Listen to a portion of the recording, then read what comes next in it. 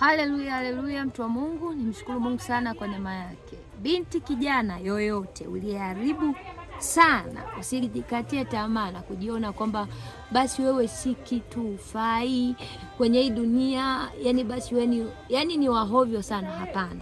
Mwenye kazi ya kuirudisha thamani yako kwenye namna ya uzuri zaidi, ambapo nakuna tamania kwamba hata mimi ningefanya vizuri, hata mimi ningeishi vizuri, ni wewe mwenyewe.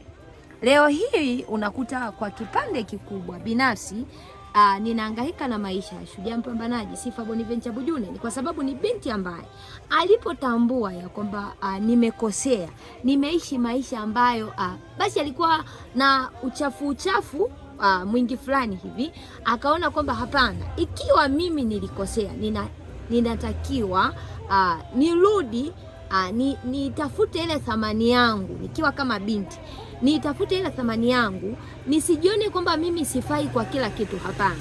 Unakuta leo hii tunamtaja kwa heshima kubwa, ni kwa sababu ni binti ambaye alipogundua kwamba mimi nimekosea hapa, alifanya jitihada kubwa sana ya kuirudisha thamani yake. Binti kijana, usijidharau, usijikatie tamaa. Kama vile katika kitabu cha Mhubiri sura ya 7 mstari wa 1 inasema, heri sifa njema kuliko malihamu ya thamani. Yaani sifa yoyote njema ina thamani kubwa kuliko chochote ambacho akili yako inaweza ikana kuambia kwamba hiki kitu kina thamani.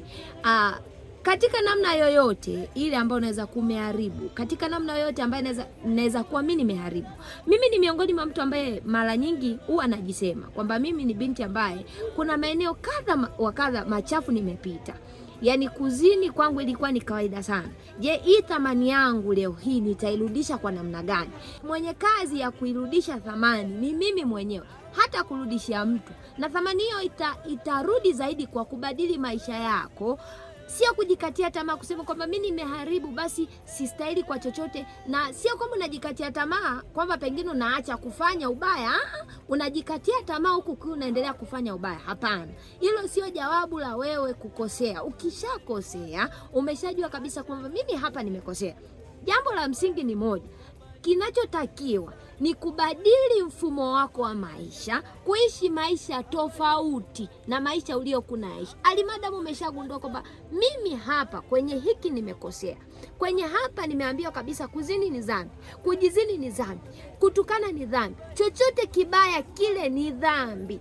Jambo la msingi, inatakiwa kubadili maisha yako, kugeuka. Kwenye kugeuka inatakiwa ufanye vizuri.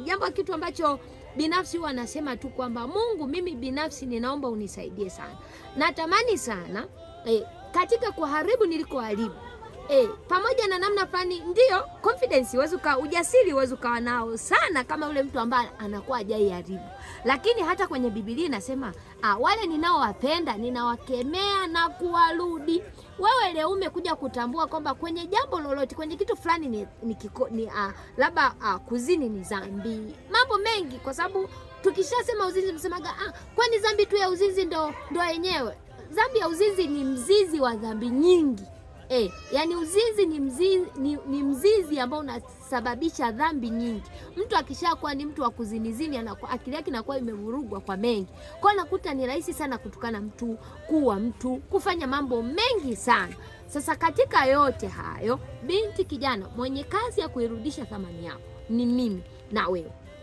Usijikatie tamaa. Heri sifa njema kuliko manukato ya thamani. Unataka sifa njema? Basi mtu wa Mungu, geuka. Basi nigeuke. Kugeuka ni kuacha yale mabaya, kuhangaika kufanya vizuri. Kuhangaika kufanya vizuri. Wako watu pia kwenye Biblia ambao waliwekwa kwa mifano. Wapo ambao walifanya vibaya, waliwekwa kwa mifano. Wapo waliofanya vizuri, waliwekwa kwa mifano. Uliyekosea kama mimi, inatakiwa ugeuke. Ukishageuka uishi maisha tofauti na yake. Shalom.